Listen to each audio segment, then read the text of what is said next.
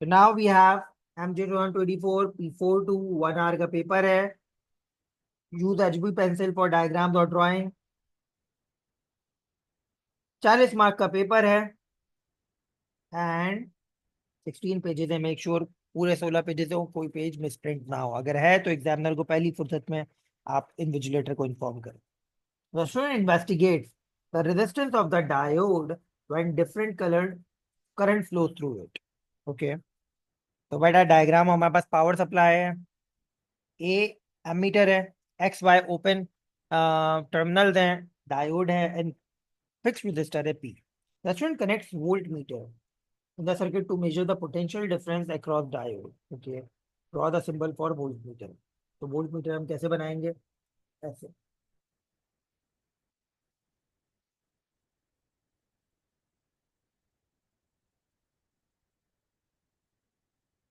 ठीक है। एंड ये आ गया हमारे पास वोल्ट मीटर। सही है।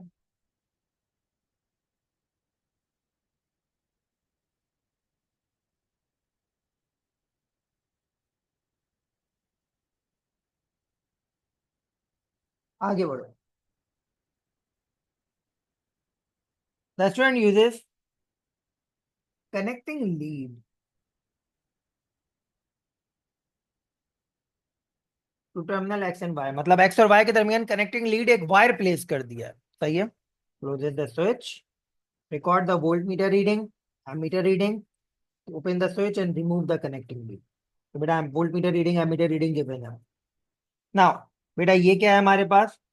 ये है हमारे पास 0.8 और ये 1 है। तो बेटा ये 1.8 और 1 के दरमियान हर डिवीजन कितने का है? 0.4 का है। तो ये क्या है? 0.84। तो इसका मतलब इसकी भी सेंटर में आ रही है। तो 0.8 और 0.84 के अगर सेंटर में आ रही है ये वैल्यू, तो इसका मतलब ये 0.82 है। तो वोल्ट मीटर रीडिंग हमारे पास कितनी है? 0.82। सही बेटा। फिर दोबारा देखो कैसे।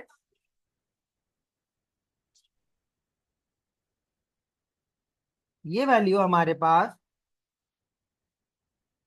0.8 है, ये वैल्यू हमारे पास 0.84 है। देखो 0.8, 0.84, 0.88, 0.92, 0.961। सही है। तो ये रीडिंग हमारे पास क्या आ जाएगी बेटा? ये आ जाएगी 0.82। सही है। एंड यहाँ पे क्या सिनेरियो बेटा? 0.1, 0.2, 0.3, 0.4। 0.3 और 4 के बिल्कुल दरमियान में आ रही है, यानी ये वैल्यू क्या है? 0.35। ठीक है। Record the reading shown in figure 1.2 in table 1.1। सही है, कर दिया रिकॉर्ड।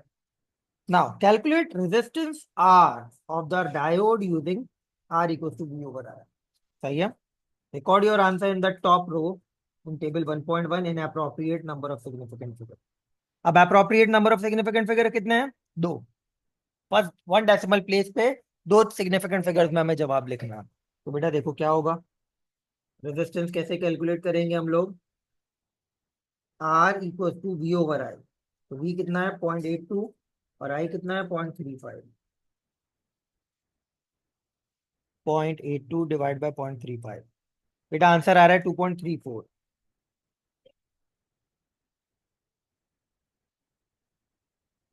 सही है। तो 2.34 आ रहा है, जो दो सिग्निफिकेंट फिगर्स में 2.3 हो जाएगा। सही है बेटा। दो सिग्निफिकेंट फिगर्स में ये 2.3 हो जाएगा।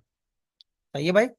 Now the student connect 3.3 ohm between the terminal X and Y. पहले हमारे पास सिर्फ और सिर्फ कनेक्टिंग लीड थी एक्स और वाई के दरमियान। अब 3.3 ओम का रेजिस्टर लगा दिया। Closes the switch, record the volt meter reading and meter reading, switch, open the switch and remove 3.3 ohm का रेजिस्टर। एंड ये प्रोसेस 6.8 एंड 10 ओम दोनों में रिपीट किया है। सही बेटा। बोल रहा है complete the table 1.1 and insert the missing value. Okay. बेटा इसकी वैल्यू कैसे निकालेंगे हम लोग नीचे वाले की? इसकी ये देखो, R equals to V over I, यानी 0.81 डिवाइड बाय 0.11,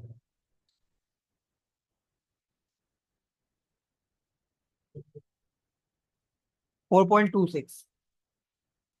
तो दो सिग्निफिकेंट फिगर में 4.3 हो जाएगा। सही है। देन यहाँ पे क्या होगा, वो वोल्ट मीटर रीडिंग पता है और रेजिस्टेंस पता है, तो I equal to V over R करो, 0.81 divide by 3.7,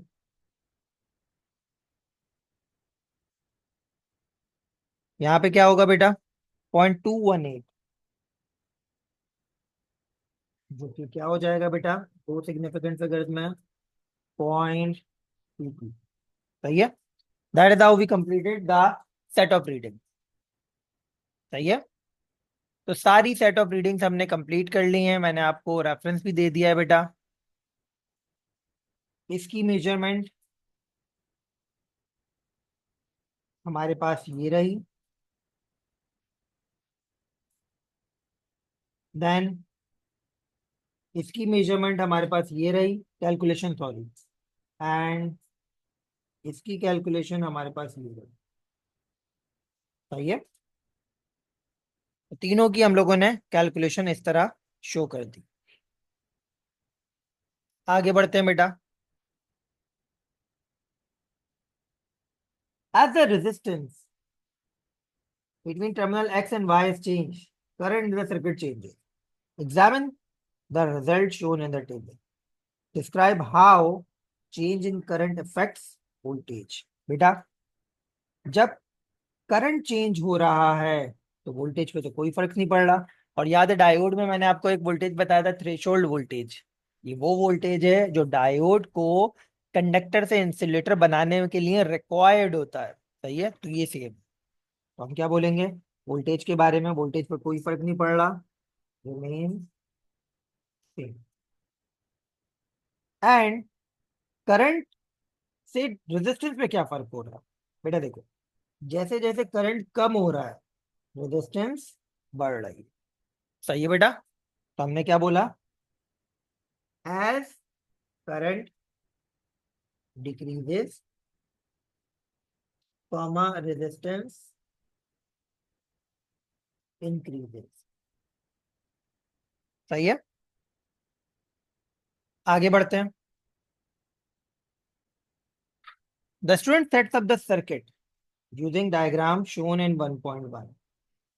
The student finds that when connecting lead is connected across terminal X and Y and switch is closed, ammeter does not give the reading. Ammeter is not broken. Ammeter बिल्कुल ठीक काम कर रहा है। तो बेटा फिर ऐसा क्यों हो रहा है? Suggest the error that the student has made with assembling the circuit. हो सकता है बेटा बच्चे ने या तो बैटरी या तो डायोड उल्टा लगा दिया, तो डायोड रिवर्स बायस पे जाके इंसुलेटर पे काम कर रहा है। दैट इज वाई एमीटर की रीडिंग नहीं आ रही। इधर बैटरी सॉरी पावर सप्लाई थी,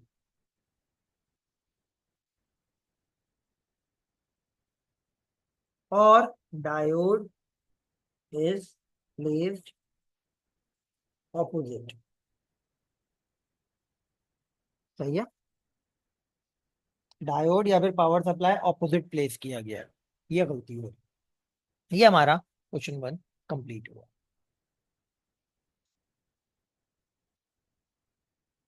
now let's move towards question number 2।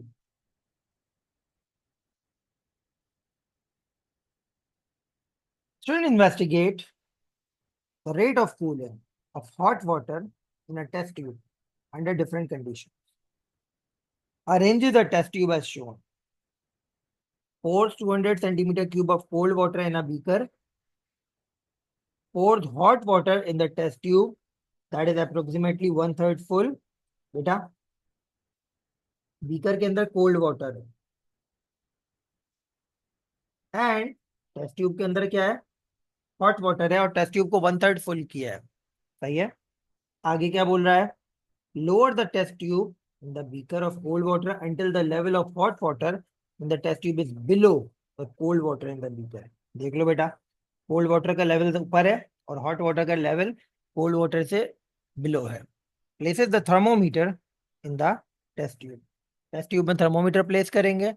Approximately wait कर रहा है 30 seconds for before the measurement of temperature and starting the stop watch. ये 30 मिनट वेट क्यों किया जा रहा है? ताकि हर तरफ टेम्परेचर स्टेबल हो जाए। सही है, या थर्मोमीटर की रीडिंग स्टेबल हो जाए। सही है बेटा, आगे बढ़ो। That should measure the temperature theta of hot water in the test tube. Thermometer reading is shown. बोल रहा है क्या है थर्मोमीटर की रीडिंग? देखो बेटा, ये है हमारे पास 71, 72, 73। सही है। Rate read the thermometer and record the temperature in 2.1 at T equals to 0। कितना आ रहा है बेटा? 70। सही है। Now the student measures the temperature theta of hot water every 30 seconds for further 180 seconds. Okay, तो 30, 60, 90, 120, 150, 180। सही है बेटा। Complete the column headings by the appropriate units. Units लिखो बेटा। Time slash second, temperature slash degree Celsius, temperature slash degree Celsius. सही है बेटा। Complete the time column. Time column हम पहले ही कंप्लीट कर चुके हैं। सही है बेटा। Now describe in detail one precaution the student must take to make sure the temperature measurements are as accurate as possible। बेटा, एक तरीकेकार बताओ जिससे स्टूडेंट मेक श्योर करे कि temperature reading as accurate as possible हो। तो वो क्या हो सकता है? थर्मोमीटर रीड करने के दौरान he should avoid parallax error, avoid parallax error while reading thermometer। किस तरह? by placing eye perpendicular to reading। ठीक है बेटा।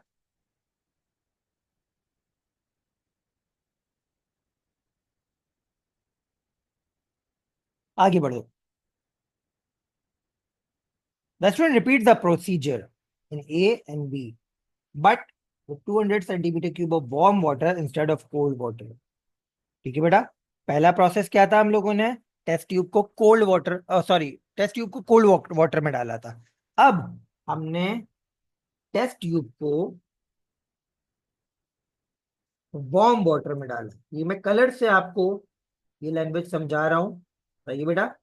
पहले हमारे पास कोल्ड वाटर में टेस्ट ट्यूब थी, ब्लू कलर से दिखाया था। अब वार्म वाटर में टेस्ट ट्यूब है। सही है बेटा। तो बेटा क्या बोल रहा है? The student reading with warm water are shown in table 2.1। Table 2.1 ये रहा। तो बेटा कोल्ड वाटर के साथ टेस्ट ट्यूब की रीडिंग ये है, वार्म वाटर के साथ टेस्ट ट्यूब की रीडिंग ये है। सही है बेटा। One of the student reading for warm water recorded in table 2.1 is anomalous. Anomalous किसे कहते हैं? बेकायदा। ठीक है, जो कोई भी ट्रेंड फॉलो ना कर रही हो। Identify the anomalous temperature and explain how you decided the reading in the anomalous. ठीक है, वार्म वाटर की देखनी है हम। तो वार्म वाटर का ये वाला है, तो एनोमोलस पॉइंट ये वाला है। देख रहे हो? 55 और 52 के दरमियान 35 कैसे आ गया? सही है बेटा। तो ये हमारे पास एनोमोलस पॉइंट है। तो हम क्या बोलेंगे? 35 degree Celsius anomalous reading. And how you decided that the reading is anomalous? It's too less and does not follow trend. Trend फॉलो नहीं कर रही। हमारे पास क्या हो रहा है बेटा? टेम्परेचर टाइम के साथ साथ कम हो रहा है, ये बहुत कम हो गया। सही है। मतलब ऐसा कैसे हो सकता है? 120 डिग्री सेल्सियस पे टेम्परेचर 55, 130 सेकेंड्स पे टेम्परेचर है 35 एंड 180 पे फिर टेम्परेचर 52 हो गया। सही है, तो ये सेटिस्फाई नहीं कर रही टाइम के साथ।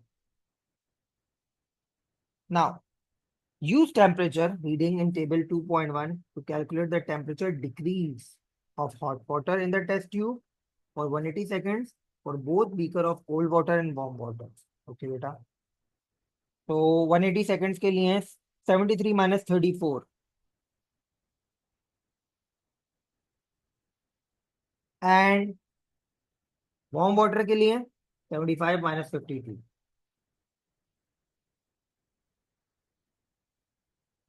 करते हैं calculate.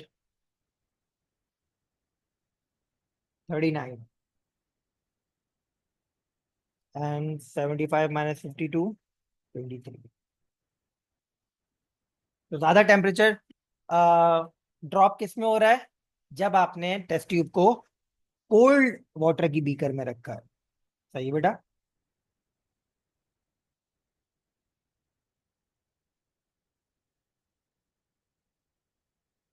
use your diagram in D3 D2 to decide how temperature of water in the beaker affects the rate of cooling of hot water in the test tube।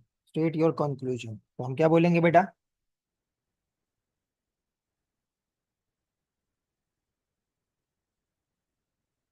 Rate of cooling is greater with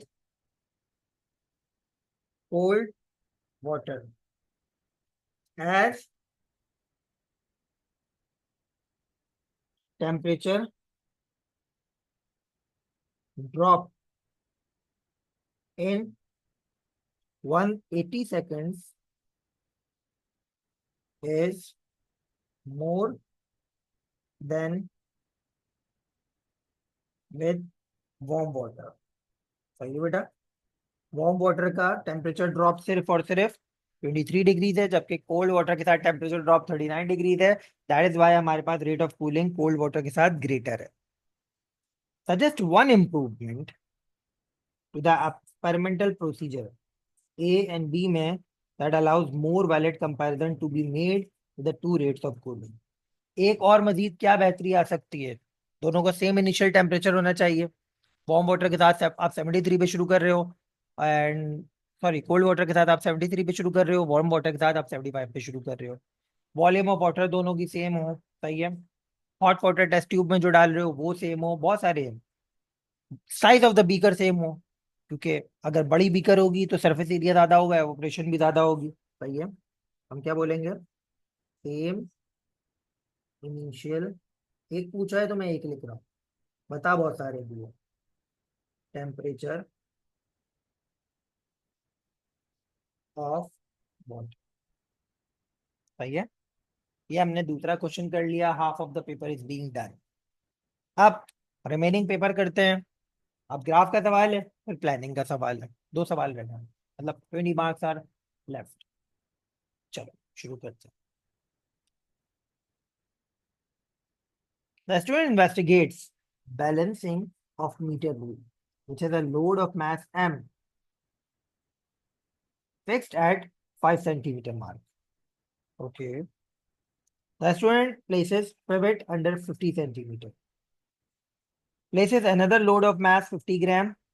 Adjust the position of the load with mass 50 gram until the rule is close to balance as shown in the diagram। Okay, तो ये fixed mass बताया हुआ है हमारे पास और ये हमने दूसरा मास रखा है। Okay, figure 3.2 shows the position of the 50 gram mass when the rule is balanced। 50 gram mass यही वाला है ना?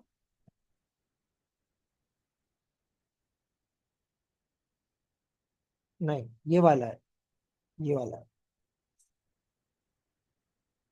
ठीक है।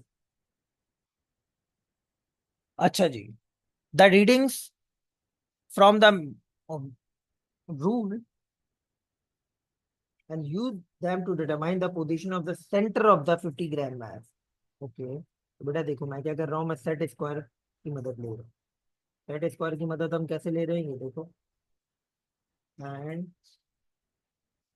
ये देखो। ठीक है बेटा, तो मुझे क्या रीडिंग्स मिल रही हैं? ये आ रहा है 93.12345, एंड ये आ रहा है 95.9। सही है। तो बेटा इसका सेंटर कैसे निकालेंगे? Average low, 93.5 plus 95.9 divided by 2. That is how you will find out their center.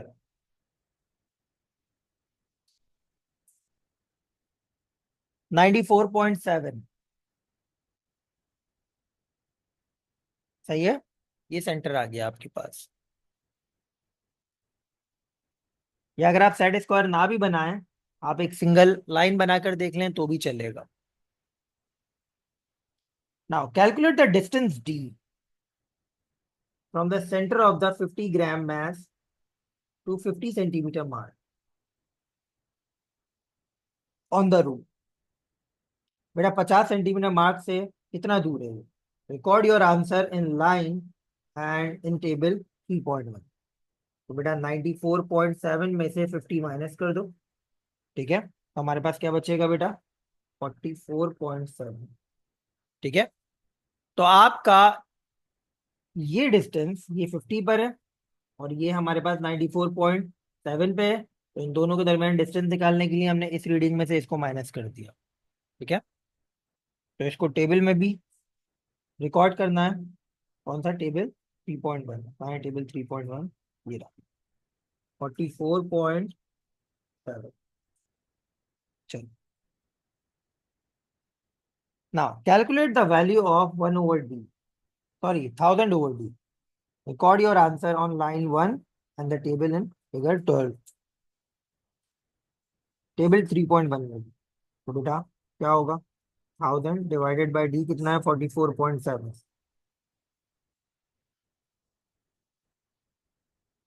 22.37।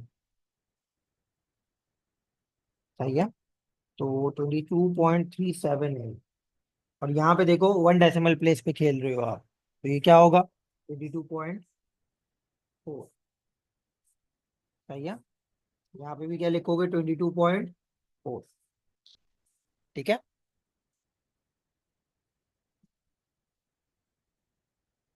चलो। It is difficult to balance the rule exactly. Describe a technique that a student should use to make sure the value of d is as accurate as possible. बेटा ज्यादा better है हम इस maths को धागे से tie करके metre rule पे रखें। फॉर एग्जाम्पल, मेरे पास धागा है नहीं, लेकिन समझें, अगर ये मीटर रूल है, सही है, और इस मीटर रूल पे धागे से यूं टाई हुआ हुआ हमारा मैथ रखा हुआ है, तो सेंटर ढूंढने में मुश्किल नहीं होगी। आप धागे को देखकर फौरन सेंटर फाइंड आउट कर लोगे। सही है बेटा, सेंटर ढूंढने में मसला नहीं होगा। ठीक है, hang the mass on metre rule using thread. ठीक है, metre rule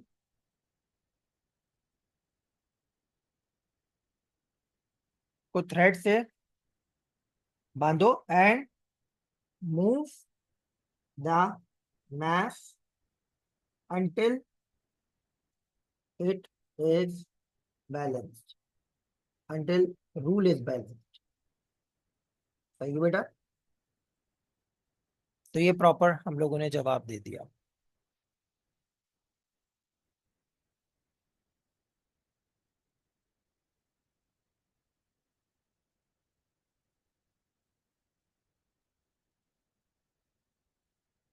Student, repeat the procedure for A for values of M for 60 gram 200 gram।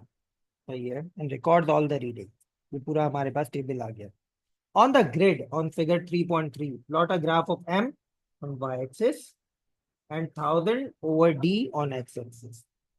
The axis do not need to start from the origin। आज भी अभी भी हमें access origin से शुरू करने की जरूरत नहीं है। सही है, तो एम वाई एक्सिस पे रखना।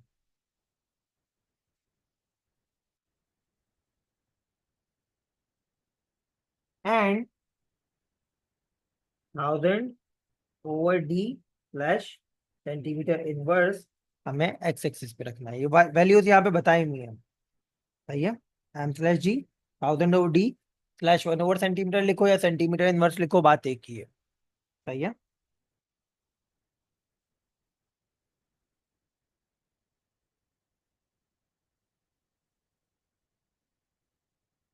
Now draw the straight line of best fit, फिर बता दिए straight line of best fit बनानी है। चलो बनाता हूँ। एक मार्क तो हमें एक्सेस लेबल करने का मिल गया है।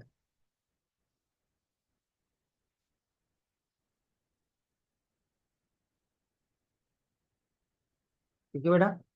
तो मैथ्स हमारे पास 50 से 100 पे जा रहा है एंड बोला you don't need to start from origin. तो अगर मैं 50 से स्टार्ट कर रहा हूँ, 60,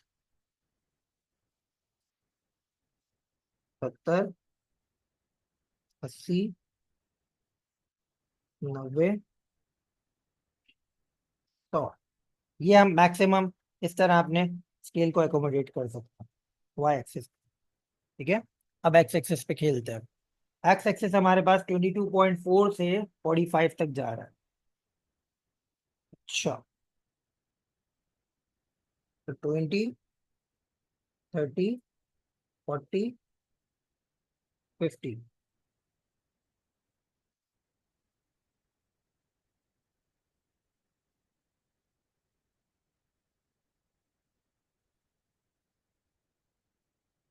हम्म, इतना ही एकोमोडेट हो सकता है मेरे ख्याल से। और बीच वाली वैल्यूज क्या होंगी? 25, 35, 45। नहीं यार, वो एक मिनट, एक, दो, तीन, तीन बॉक्सेस बच रहे हैं। और बेटर हो सकता है कुछ?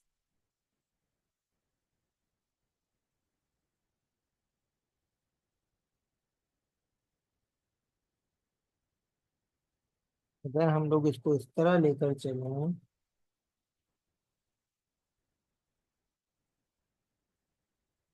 45 तक ही जाएगा मेरे ख्याल से, सही है इस तरह। अगर हम देखें हमने कितना ग्राफ एकोमोडेट किया है, मोर देन 50% तो एकोमोडेट कर रहे हैं हम ग्राफ, आई गेस। सही है। तो चलो इसको इसी तरह लेकर चलते हैं फिर।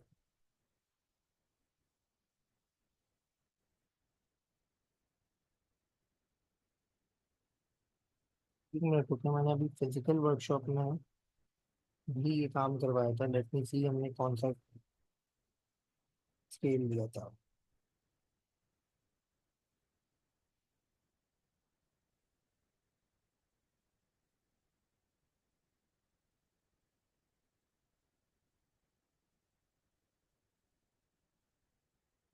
ओके,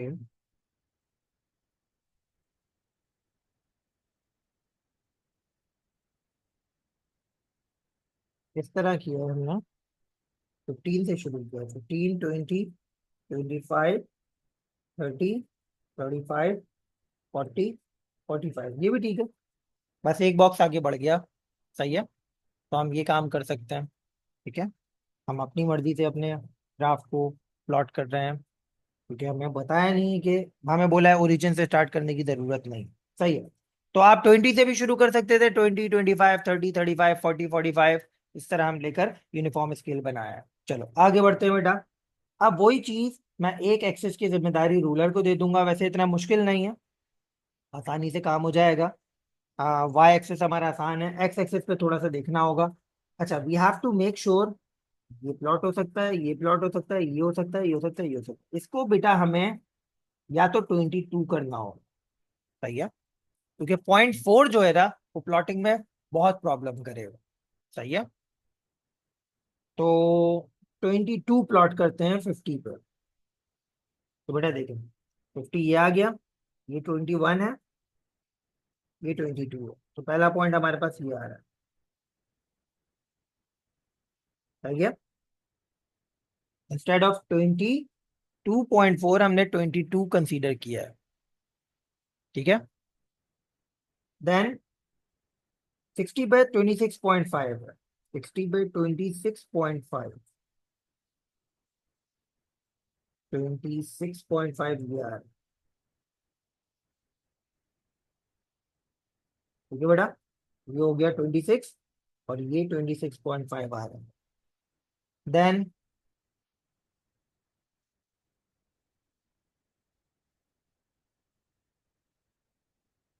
हम इसे 22.5 पे भी कर सकते हैं, देखते हैं ग्राफ बना के देखते हैं कहाँ पे हम लोग एडजस्ट हो रहे हैं।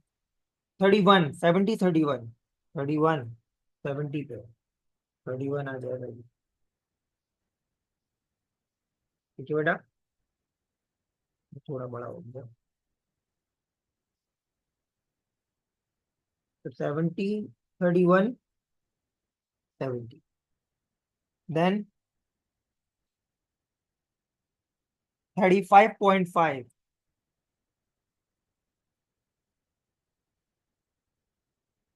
35.5 35.5 80 पे ये आ गया। ठीक है, ये आ रहा है 35.5, देन 39.5 90 पे 39.5।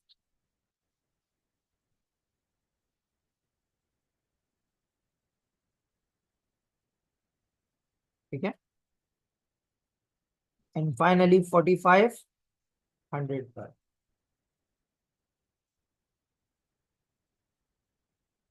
तो बेटा ये हमारे सारे पॉइंट्स मार्क हो गए।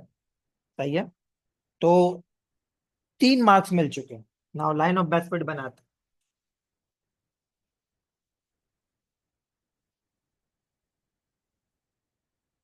पहले तो हमें देखना पड़ेगा कौन से पॉइंट्स हमारी लाइन पर आ रहे हैं। इसको इस तरह लेके चल रहे हैं। बस एक ऊपर छूट रहा है, यानी लाइन बैलेंस नहीं, कुछ और करना पड़ेगा।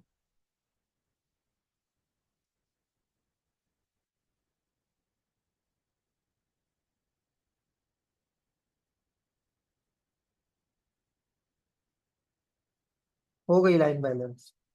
बेटा देखो, ये आ रहा है लाइन पर, ये आ रहा है लाइन पर, ये आ रहा है लाइन पर, ये आ रहा है लाइन पर, ये हमारा हल्का सा ऊपर जा रहा है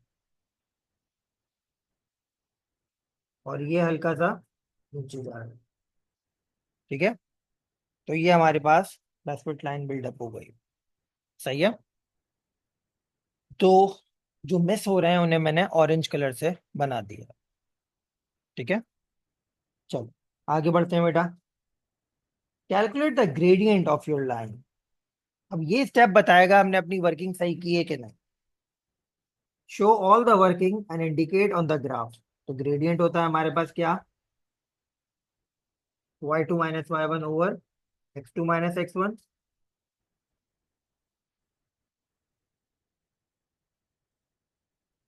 तो देखते हैं बेटा क्या पॉइंट्स उठाएं हम। एक तो यही उठा लो।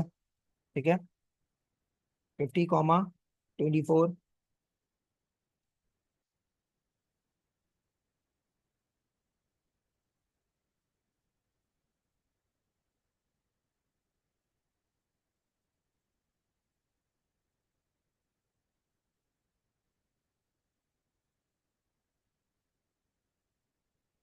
ठीक है, और एक पॉइंट ऊपर उठा लेते हैं।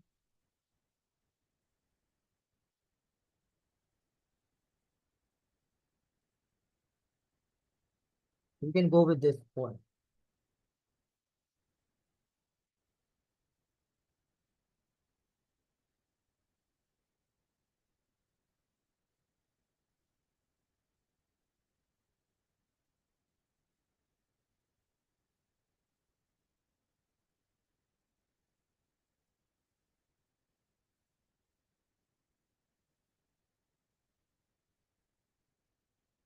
चलो let's write down the values. ये आ रहा है हमारे पास 42, x2 हो गया।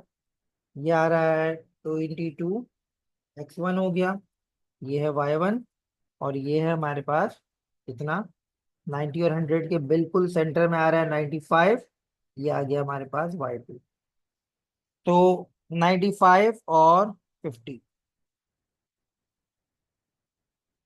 एंड एक्स एक्सेस पे क्या है 42 22।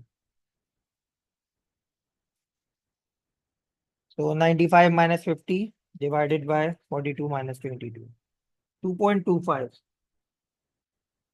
सही है, 2.25 हमारे पास आंसर आ रहा है। एंड रिकमेंडेड रेंज है 2 से 2.4। तो we are very much in the range. ये मार्क स्कीम से मैं आपको बता रहा हूँ, 2.2 से 2.4 तक की रेंज है जिसमें आपका आंसर आ रहा है। इसका मतलब आपने काम सही किया है, यानी हमने काम सही किया है। ठीक है बेटा। Now mass m of the load fixed to the ruler can be determined using the equation this, where use your value of g d1 from d1 to calculate the mass of the load fixed। चलो भाई mass निकालते हैं। 22.2 multiply by जी की value क्या है 2.2,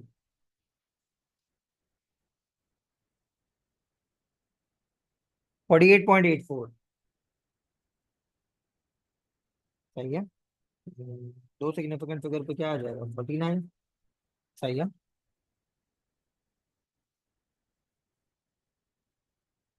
चलो suggest why this method is of determining mass m for fixed load is unsuitable if the movable load of mass 40 gram is used। Okay बेटा, 40 ग्राम के मास के लिए ये मेथड सुटेबल क्यों नहीं है? चलो देखते हैं बेटा। जब 50 ग्राम का मास था तो डी कितना था 44। ठीक है बेटा। अब सेंटर में पिवट है और डी 44 है, यानी सेंटर से आगे कितना आपके पास लेवल है, कितनी वैल्यू है आपके पास 50 सेंटीमीटर। तो अगर हम 40 ले चलेंगे हो सकता है हमारे पास वैल्यू बढ़ जाए, हो सकता है वैल्यू मोर देन 50 आए, तो वो हमारे रूलर पे अकोमोडेट नहीं हो पाएगी। सही है बेटा। क्यों? क्योंकि जब आप मैथ ये देखो ना, आप 100 से 50 की तरफ जा रहे हो तो वैल्यू क्या हो रही है हमारे पास बढ़ रही है। सही है। तो अगर आप 50 से 40 की तरफ जाओगे तो वैल्यू इससे और बढ़ेगी। ठीक है। तो हम क्या बोल रहे हैं, एट 40 ग्राम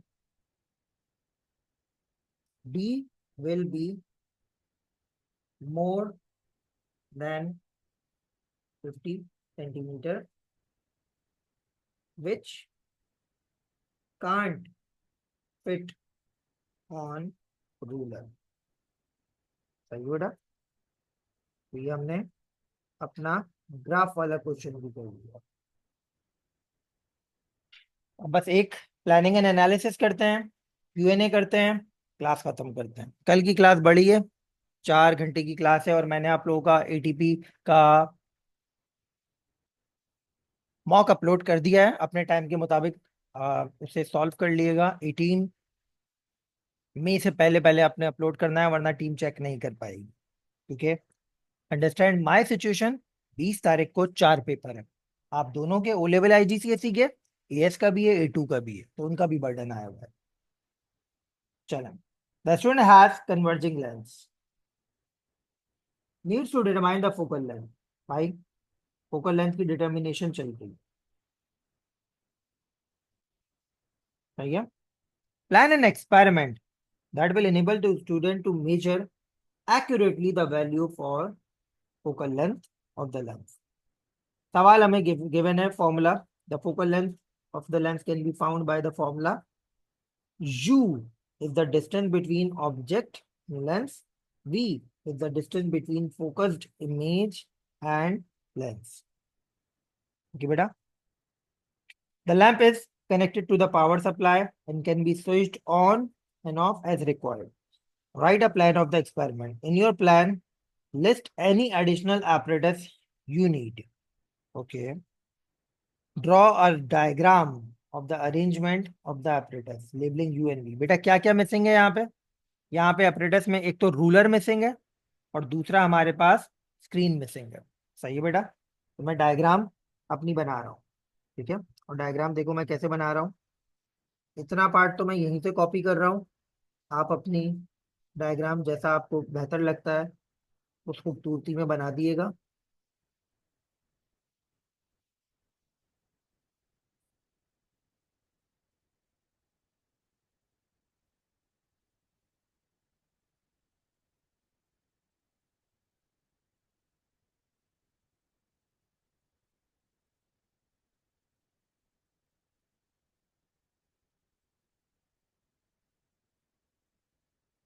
ठीक है।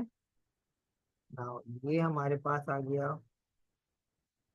कार्ड, इसके अंदर होल हुआ है। ये हमारे पास आ गया लेंस।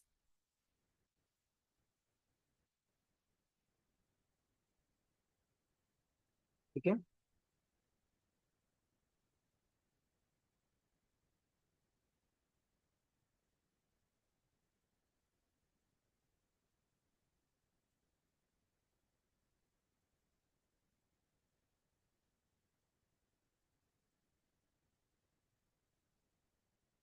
सही है, तो ये मेरी डायग्राम है।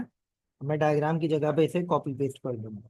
ये डायग्राम की जगह है, तो डायग्राम हमारे पास यहाँ बनी। ठीक है।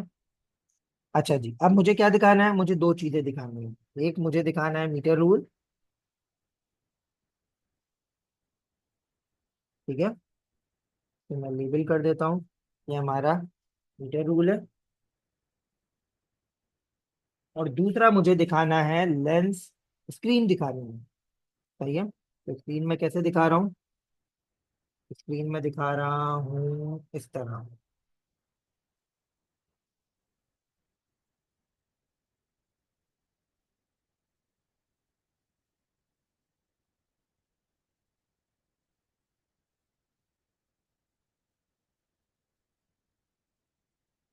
ठीक है,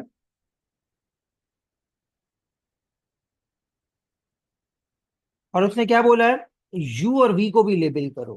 तो यू और वी को लेबल कैसे करेंगे, ये देखें।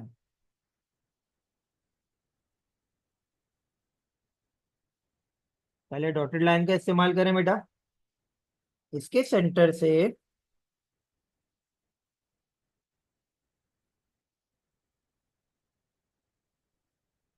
इसके सेंटर तक का फासला यू होगा, और इसके सेंटर से इसके सेंटर तक का फासला वी होगा। ठीक है बेटा, ये देखें, this is R U and this is R V. ये डायग्राम कंप्लीट हो गई हमारी। सही बेटा, खूबसूरत सी डायग्राम हमने बना ली इस तरह। अब एडिशनल एपरेटस क्या लेकर आए हैं हम लोग? सिर्फ दो चीजें लेकर आए हैं।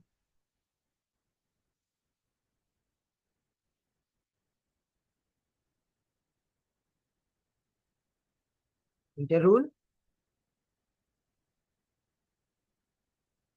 And screen. सही बेटा, तो दो चीजें हमारी फुलफिल हो गई, एक ये हो गया, एक ये हो गया। ठीक है। Briefly how to do the experiment. ठीक है, तो हम क्या बोलेंगे बेटा? एक्सपेरिमेंटल प्रोसीजर क्या होगा हमारा?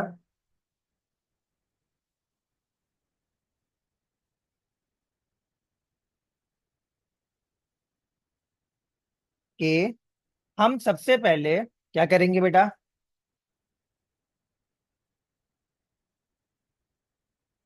लेंस को मूव करेंगे।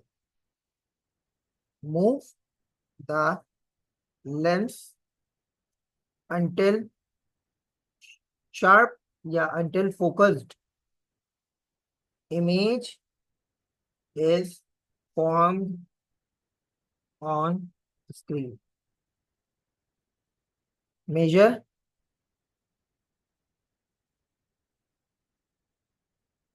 U and V from using meter rule. सही है, U और V को हम लोगों ने क्या किया बेटा? मीटर रूल से मेजर किया। ठीक है, ये एक्सपेरिमेंटल प्रोसीजर हो गया। आगे हमसे क्या बोल रहे हैं बेटा? State the steps taken to obtain sharp focused image.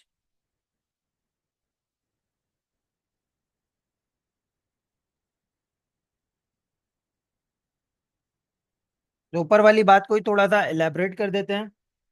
Move the lens to left or right until focused image is formed on screen. एक बात और लिख रहा हूं, मेक श्योर सेंटर, ये हमने पेपर 2 में भी किया था, centre of lens object and screen are aligned. इससे क्या होगा, बिल्कुल सेंटर ऑफ द स्क्रीन पे इमेज बनेगी। आई थिंक लास्ट पॉइंट है बस, explain how you use your reading to determine F.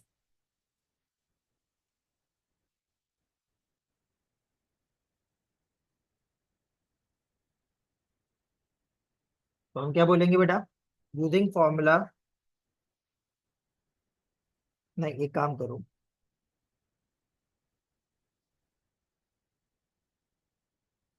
Using formula F equal to U V upon U plus V to calculate focal length.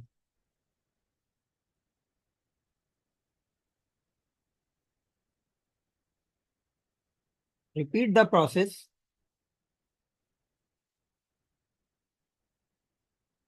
For different values of u and v and take an average। बताओ, opening the chat box. ठीक है बेटा, तो ये हमारे पास ये सवाल हो गया।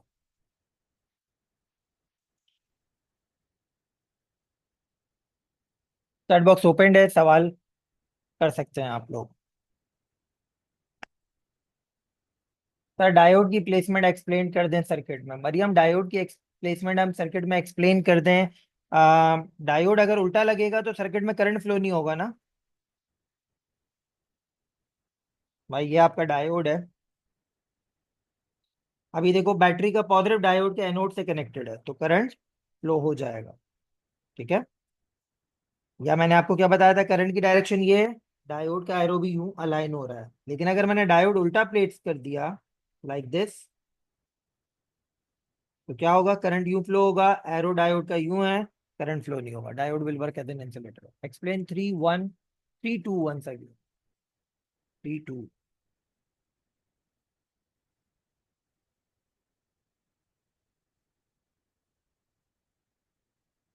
3 A 2। बेटा 3 A 2 में हमने कुछ नहीं किया है, ये हमारे पास 94.7 पर है, ये 50 पर है, तो डी निकालने के लिए दोनों को सब्ट्रैक्ट किया मीन। सही है। हाउ डू वी नो कौन सा कॉलम एक्स एक्सिस में लेना है और वाई एक्सिस में, अरवा, इंडिपेंडेंट कॉलम, इंडिपेंडेंट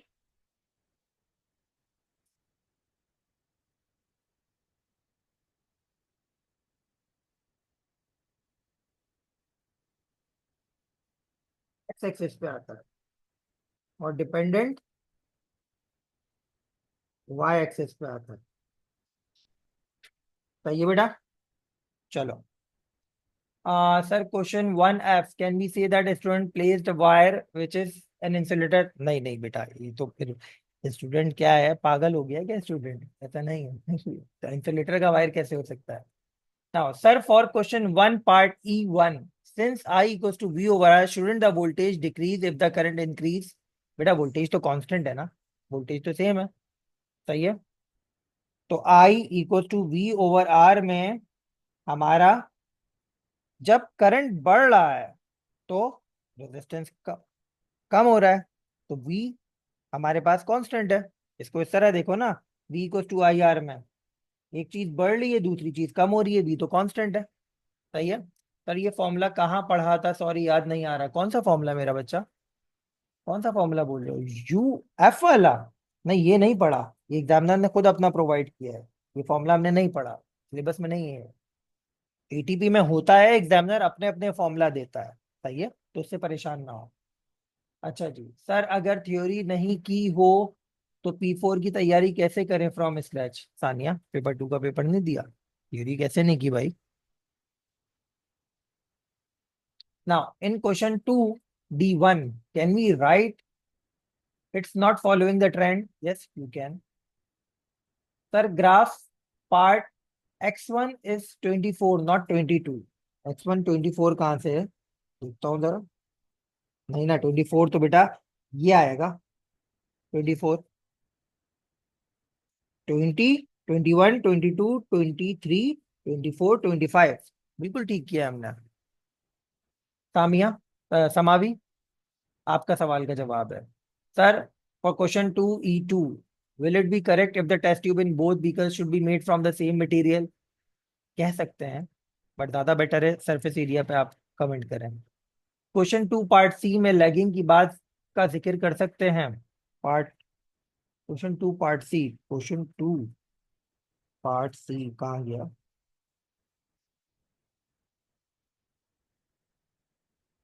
कह सकते हैं। Please annotate the syllabus of ATP. Sir please annotated syllabus of ATP upload कर दिएगा। हाँ, ये अभी थोड़ी देर में मैं रिप्लेस कर दूंगा। सर हानिया एक्सेस, सर फिट कर्व का भी यही रूल होता है? हाँ, यही रूल होता है Haniya. Okay, kindly explain part 2A2 of question number 3 once more.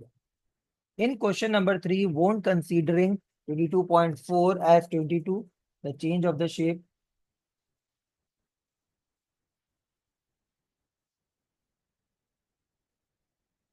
Question 3 की बात कर रही हो?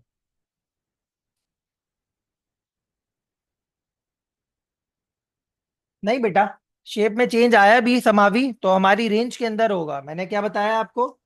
इसके रेंज कितनी थी? इसकी रेंज थी 2 से 2.4, वो रेंज के अंदर होगा, कोई मसले की बात नहीं। सही है। Please explain the last part of the planning question. कौन सा बेटा लास्ट पार्ट प्लानिंग क्वेश्चन का? लास्ट पार्ट बस डिटरमाइन एफ बोला है।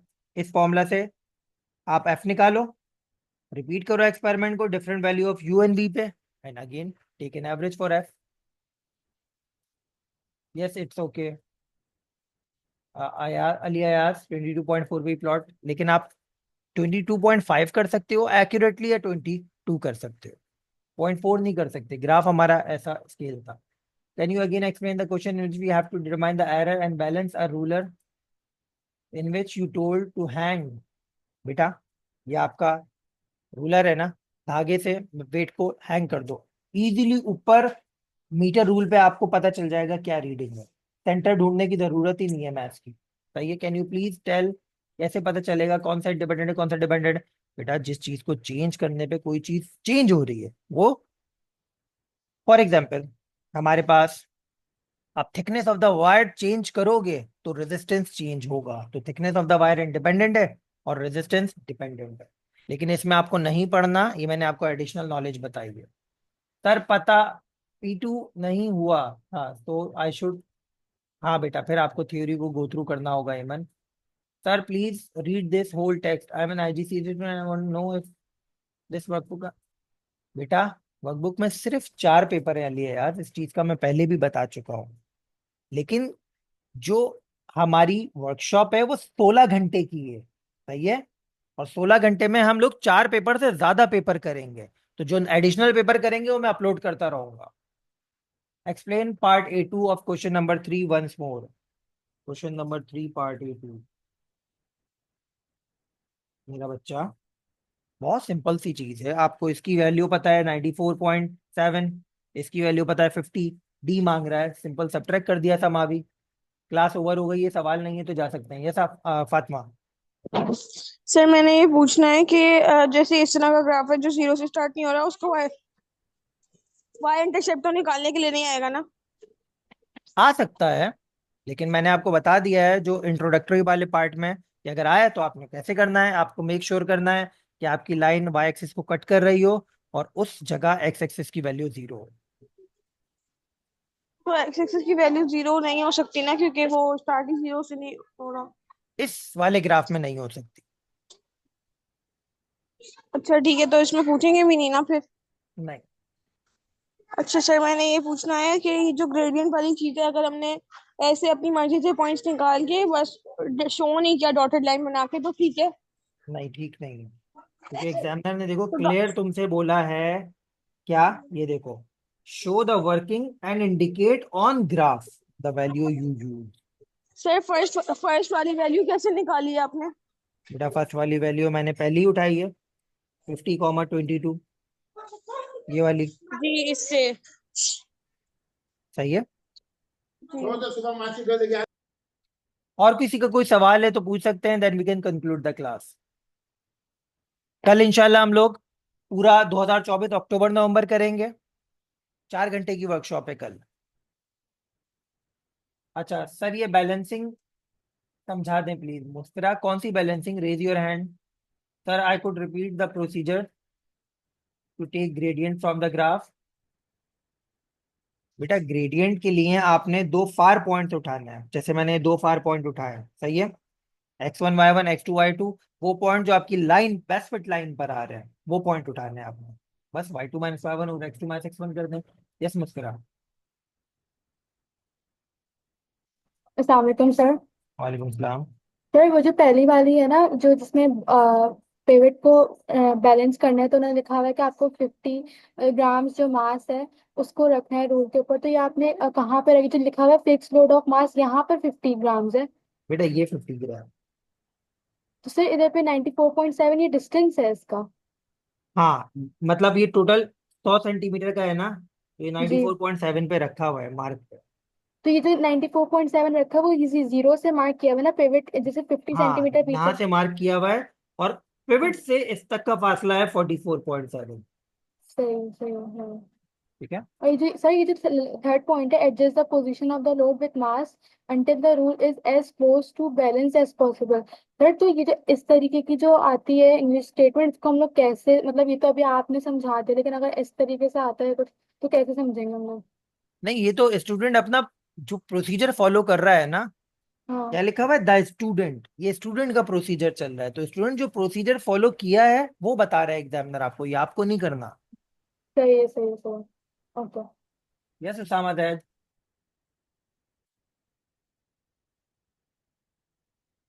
लिया यार, मोर than 50% of the line cover कर रहे हूँ दोनों पॉइंट्स के दरमियान। उसामा दैद।